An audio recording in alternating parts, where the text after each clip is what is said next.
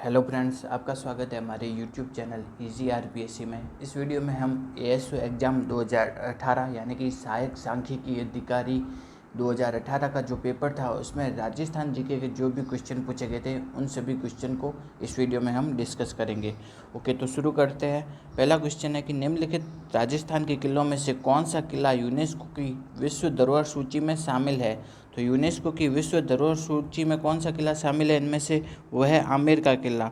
कौन सा किला है? आमेर के किले को यूनेस्को की विश्व धरोहर सूची में शामिल किया गया है। ओके, नेक्स्ट क्वेश्चन है कि महारानी अमर कुंवरी बूंदी नरेश महाराव बुद्ध सिंह की पत्नी थी और वह बहन किसकी थी? वह किसकी बहन थी? वह बहन थी सवाई जय सिंह की। किनकी बहन थी? वह सवाई जय सिंह की बहन थी।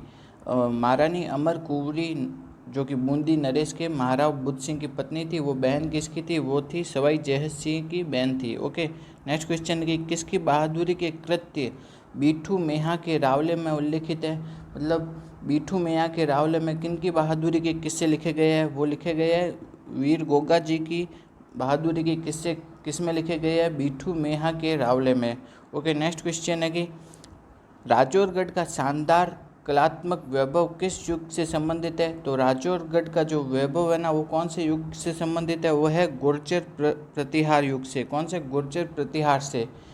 तो राजौरगढ़ का जो कलात्मक जो वैभव है वो कौन से युग से संबंधित है? वो है गुर्जर प्रतिहार युग से। ओके, नेक्स्ट क्वेश्चन है कि चंपाकली आभूषण स्त्रियों द्वारा शरीर के किस अंग पर पहना जाता है? तो चंपाकली आभूषण कहाँ पहना जाता है? वो पहना जाता है गले में। कहाँ पहना जाता है? गले में पहना जाता है, यानी गर्दन में, गले में पहना जाता है चंपाकली आभूषण। ओके, नेक्स्ट क्वेश्चन है कि प्रसिद्ध चित्रकार धीमा मीरबख्श काशी एवं राम लखन राजस्थान की किस चित्र शैली से संबंधित थे? तो ये जो धीमा मीरबख्श काशी राम लखन ये सब चित्रकार थे ना, वो थे उनियारा शैली से संबंधित। कौन सी शैली? उनियारा शैली से संबंधित थे। ओके, नेक्स्ट क्वेश्चन है कि राठौड़ वंश की मेड़तिया शाखा के संस्थापक कौन थे? राठौड़ वंश की मेड़तिया शाखा के संस्थापक थे राव दूदा। कौन थे? राव दूदा थे, जो कि राठौड़ वंश की मेड़तिया शाखा के संस्थापक थे। ओके, नेक्स्ट क्वेश्चन है कि इनको सुमेलित करना है। ठीक है, तो कूचामन ख्याल है ना, वो किनके द्वारा लिखी गई थी? कूचामन ख्याल लिखी गई थी लच्छी राम के द्वारा। किनके द्वारा लिखी गई थी? लच्छी राम से। ये सही सुमेलित है। शेखावटी ख्याल किसके द्वारा लिखी गई थी? शेखावटी ख्याल लिखी गई थी दूलिया राणा के द्वारा। किसके द्वारा? दूलिया राणा। रम्मत किनके द्वारा लिखी गई थी? रम्मत लिखी गई थी तेज कवि जैसलमेरी। किनके द्वारा? तेज कवि जैसलमेरी, इनसे संबंधित है। ठीक है, तमाशा किनसे संबंधित है? तमाशा संबंधित है बंशीधर भट्ट से। ओके, एक बार वापस देख लेते हैं कि जो क्या है। एक बार वापस देखते हैं कि जो कुचामन ख्याल किनसे संबंधित है, वो है लच्छी राम से। शेखावटी ख्याल किनसे संबंधित है? वो है दुलिया राणा से।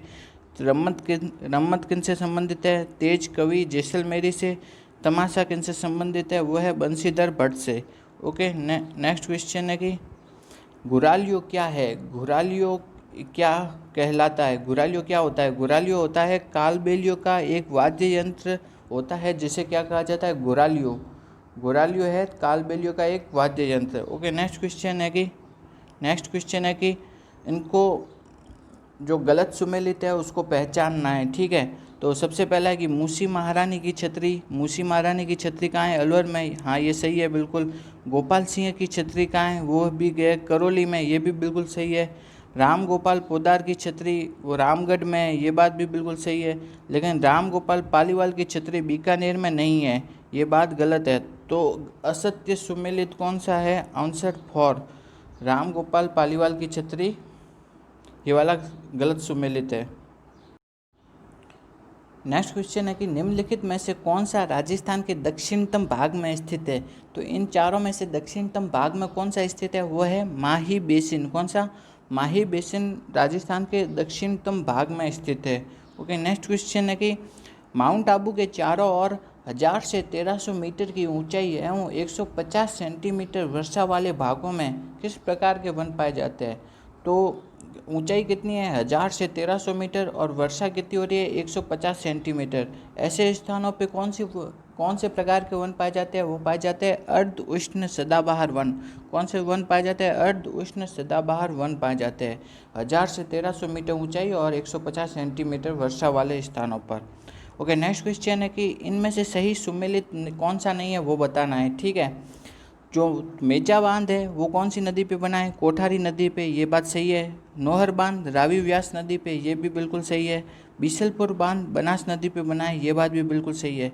लेकिन जो मोरेल बांध है ना, जो पांचना बांध है वो मोरेल नदी पे नहीं बना है, तो फोर्थ गलत है। अपन से पूछा गया था असत्य सुमेलित, तो आंसर होगा फोर्थ। ओके, नेक्स्ट क्वेश्चन है कि पाली, नागौर तथा अजमेर जिलों में किस प्रकार की मृदा पाई जाती है? तो पाली, नागौर, अजमेर आदि इन जिलों में कौन सी मृदा पाई जाती है? वो पाई जाती है धूसर भूरी जलोढ़ मिट्टी। कौन सी? धूसर भूरी जलोढ़ मिट्टी पाई जाती है। ओके, नेक्स्ट क्वेश्चन है कि कुछ नदियां दी हुई है और उनकी सहायक नदियां दी हुई है, तो उनको सही सुमेलित करना है। ओके, तो चंबल नदी की सहायक नदी कौन सी है? चंबल नदी की सहायक नदी है वापणी। लूनी नदी की सहायक नदी है, लूनी की है बांडी। माही की सहायक नदी है अनास और बनास की सहायक नदी है मानसी। एक बार वापस देख लेते हैं इनको। एक बार वापस देखते हैं कि चंबल की सहायक नदी है कौन सी? वापणी। माही की सहायक नदी है, लूनी की सहायक नदी है बांडी। माही की सहायक नदी है अनास और बनास की सहायक नदी है मानसी। ओके, नेक्स्ट क्वेश्चन है कि निम्नलिखित में से कौन राजस्थान में एक भेड़ की प्रजाति नहीं है?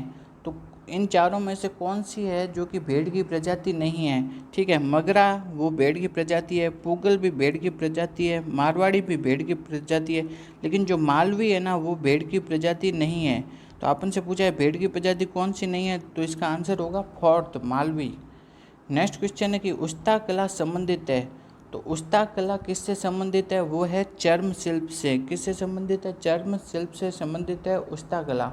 उस्ता कला का मतलब होता है कि ऊँट की जो खाल होती है उस पर जो नक्काशी की जाती है वही उस्ता कला कहलाती है। वो किससे संबंधित है? चर्म शिल्प से संबंधित है। ओके, नेक्स्ट क्वेश्चन है कि मरु विकास कार्यक्रम किस वर्ष में प्रारंभ किया गया था? तो मरु विकास कार्यक्रम प्रारंभ किया गया था 1977-78 में। कब प्रारंभ किया गया था? 1977-78। ओके, नेक्स्ट क्वेश्चन है कि 2011 की जनगणना के अनुसार राजस्थान में ग्रामीण और शहरी साक्षरता की दर क्या थी? तो 2011 में जो ग्रामीण साक्षरता थी वो थी 61.4% और जबकि शहरी साक्षरता की दर थी वो थी 79.7%। ओके, तो इसमें से ग्रामीण साक्षरता की दर थी 61.4 और शहरी साक्षरता की दर थी 79.7%। तो सही आंसर होगा 3। 2011 में ग्रामीण साक्षरता थी 61.4 और शहरी साक्षरता थी 79.7%। अगर आपको हमारा ये वीडियो अच्छा लगा तो वीडियो को लाइक कीजिए और हमारे YouTube चैनल को सब्सक्राइब कीजिए। Thank you.